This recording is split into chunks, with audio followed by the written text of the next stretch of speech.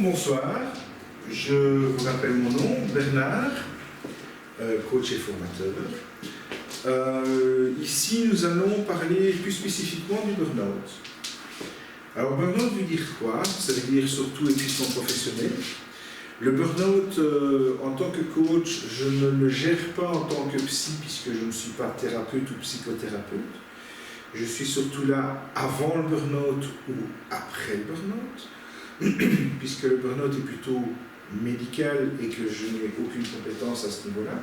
Mais peu importe, chacun son métier.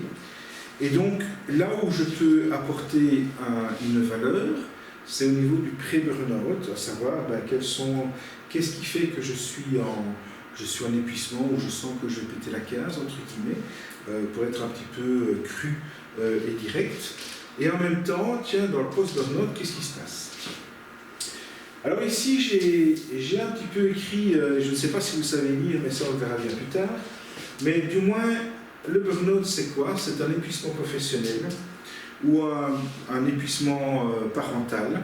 Ça peut être aussi, et là on va plutôt parler de bore-out, à savoir je m'ennuie à mon travail, ou alors on va parler de burn-out, pour autant que l'on parle de sens. Moi je travaille mais je ne sais pas pourquoi. À quoi ça sert? À quoi je sers? Qu'est-ce qui fait que? Et donc du coup, quand on sort du burn-out, quand on a repris un petit peu d'énergie, quand on a envie de reprendre le chemin du boulot, et je vais parler donc surtout de la partie pro, bien souvent, moi ce que je rencontre dans ma clientèle, c'est en gros, il y a deux types de personnes. À savoir, écoutez, moi faire ce que je fais, moi c'est terminé. Par contre, je ne sais pas ce que je veux. Et donc, on va plutôt aller travailler la réorientation professionnelle. Donc, autrement dit, nous allons travailler ensemble. Et là, il y a différents outils, à savoir l'ikigai, à savoir Motiva, à savoir Profil INC, pour aller chercher les valeurs qui vous correspondent, pour aller chercher qu'est-ce qui vous motive, comment vous êtes par rapport au monde extérieur, et de pouvoir aller chercher un projet. Éventuellement, nous pourrons construire le projet ensemble.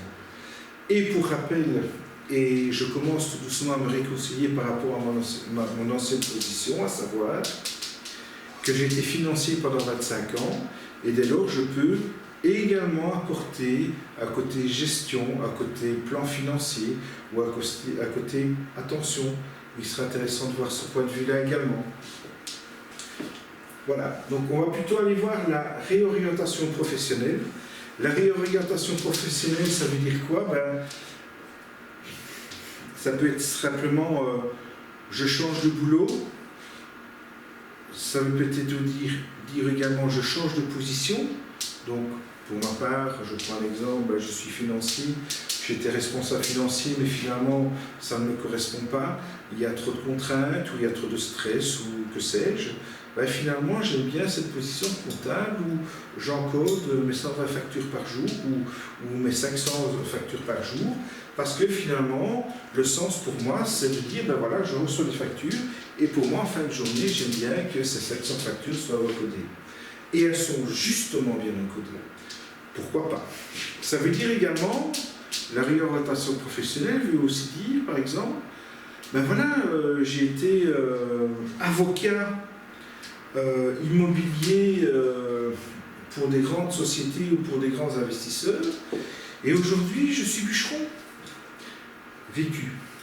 Je connais un client qui aimait bien d'être bûcheron, qui aimait bien d'être proche de la nature et qui dit, moi je suis bûcheron, je coupe des arbres, quand je m'arrête, je vois les arbres, j'entends les oiseaux chanter, je suis à l'air pur, je suis au calme, il n'y a pas de bruit, je ne suis pas dans la ville, je ne suis pas à Bruxelles, je suis plutôt du côté de Couvain, de Chimay, de Gouvy, peu importe.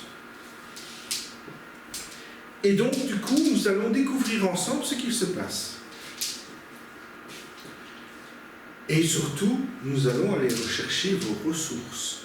Nous allons aller chercher quelque chose, un emploi, un métier, une passion, qui vous correspond, qui correspond à vos valeurs. Qu'est-ce que vous recherchez à ce moment-là? Ok? L'autre partie, c'est de dire, ben, finalement, écoutez, voilà, je suis épuisé, je suis à nouveau remis entre guillemets, de mes émotions pour la connotation humoristique. Je veux retourner au boulot. Ah, ok, la remise au travail. Et c'est complexe. Qu'est-ce qui fait que ça ne va pas ou que j'ai peur? Bien souvent, c'est la honte, parce qu'aujourd'hui, le burn-out est encore très très mal perçu. Parce que ça veut dire que moi, je suis en burn-out ou j'étais en burn-out, j'ai été faible, alors que notre société aujourd'hui veut la compétition, veut que vous soyez le top, que vous soyez les meilleurs. On va chercher la perfection. Et finalement, nous restons humains et nous sommes humains. Honte, la peur du regard des autres, le jugement des autres, le jugement du supérieur. Toutes ces difficultés font que la remise au travail est complexe. D'autant que finalement, bien souvent, 9 cas sur 10, pour ne pas dire 99 cas sur 100, vous n'allez plus retrouver votre position. Vous n'allez plus être comptable, ou vous n'allez plus être rechercheur de pointe. Vous allez peut-être vous retrouver en tant qu'administratif, parce qu'il faut qu'à nouveau vous fassiez vos preuves. Il faut également que le monde de la compète en entreprise refasse ses effets chez vous et lui dire, tiens, est-ce qu'elle est encore capable, elle, de faire quelque chose? Ou tiens, lui, là, il va encore être capable de faire autant de travail par rapport à ce qu'on lui demande. Et donc, il y aura une période de transition. Ok.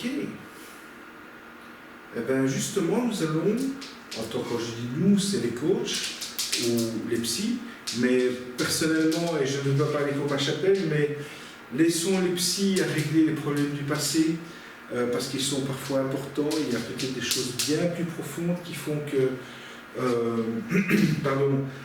que vous avez fait un burn-out. Ça peut être un grand problème émotionnel ou un choc, ou que sais-je.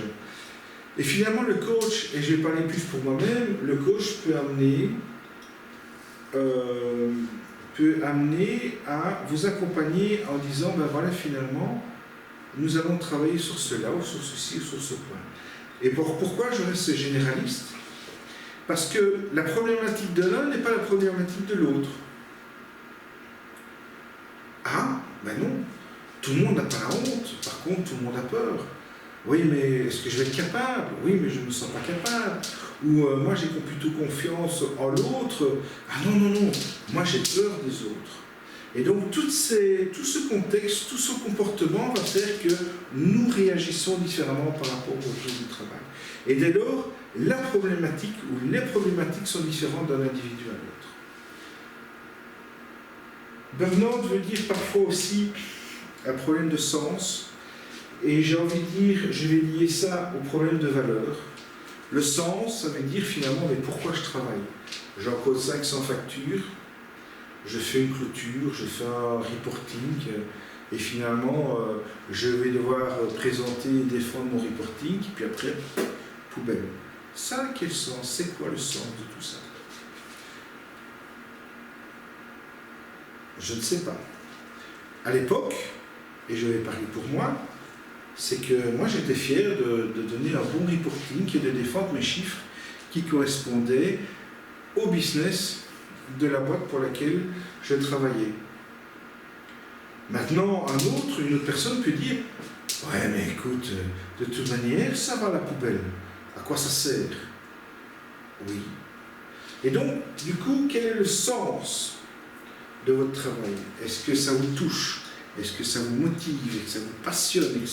Est-ce que c'est, ou plutôt au contraire, est-ce que ça m'énerve, ça me dégoûte, ou que sais-je? Alors pourquoi je lis à la valeur? Parce que finalement, quelles sont vos valeurs à vous, en tant que personne, par rapport au travail que vous faites? Et j'aurais même envie d'aller plus loin et les valeurs que vous transportez, les valeurs que vous véhiculez en vous-même par rapport à votre entourage, est-ce qu'elles correspondent bien à celles de l'entreprise? Et est-ce que les valeurs, vos valeurs et les valeurs de l'entreprise, quand bien même elles sont identiques, sont-elles bien cohérentes et congruentes? Autrement dit, est-ce que les valeurs véhiculées par l'entreprise sont bien vécues et sont vraiment correctes, ou est-ce que c'est purement marketing? Je suis un petit peu dur, mais c'est aussi une vérité. Donc voilà. Bien souvent, le burn-out amène un problème de, j'ai envie de dire, là j'ai plutôt une métaphore qui est plutôt la poule sans tête. Une poule sans tête, elle court dans tous les sens, et finalement elle ne fait rien. Et pourtant elle n'arrête pas. Ok. Et donc finalement, qu'est-ce que l'on fait, quand, à quel moment, et qu'est-ce que ça me coûte? Ou qu'est-ce que ça me rapporte? Quand je dis qu'est-ce que ça me coûte, qu'est-ce que ça me rapporte, au niveau de l'énergie. On ne parle pas financier, on ne parle pas d'argent. Il y a peut-être moyen de changer les process, d'améliorer ceci, ou de simplement dire, prioriser autrement. Qu'est-ce qui est important, qu'est-ce qui est moins. Et finalement, oui, mais moi je veux que tout soit parfait. Mais est-ce possible? Peut-être. Ou pas. Voilà. Il y a aussi le fait que, bien souvent dans notre monde, il peut y avoir un problème de vie privée, de la gestion de la vie privée, vie professionnelle. Alors, ça veut dire quoi? Ça veut dire que finalement, le professionnel prend tellement de temps que la vie privée, elle tombe à l'eau. Et donc, du coup, monsieur ou madame est désintéressé de son partenaire, on n'a plus le temps de s'occuper des enfants parce que il faut, je dois faire mon reporting, il faut que je fasse ça pour demain, sinon mon chef va me tomber dessus, ou que sais-je, peu importe. Et donc finalement, c'est comment retrouver un équilibre. Et alors j'aime bien ce mot équilibre parce que finalement, le burn-out, c'est quoi? C'est l'équilibre. Et je ne sais pas si vous allez voir, mais je vais plutôt me remettre ici et l'avancer. Voilà comme ça. C'est finalement, c'est aussi un équilibre. C'est que finalement, qu'il y a un équilibre entre ce qui me ressource et ce qui est énergivore. Donc autrement dit, ce qui fait que je suis dans le plus par rapport à ce que je suis dans le moins. Et que finalement, on peut se retrouver à ce moment-là, où on peut se retrouver comme ceci. Mais à un moment donné, il faut se rééquilibrer. Et c'est ce pourquoi un coach, notamment, pour autant qu'il ait travaillé sur son passé, qu'il ait travaillé sur sa partie psy, et qui veut redémarrer, c'est ce pourquoi un coach est fait, entre guillemets. Voilà. J'arrête pour le moment, parce qu'il y a encore plein de choses à dire. Mais suite au prochain module, ou à la prochaine capsule. À bientôt.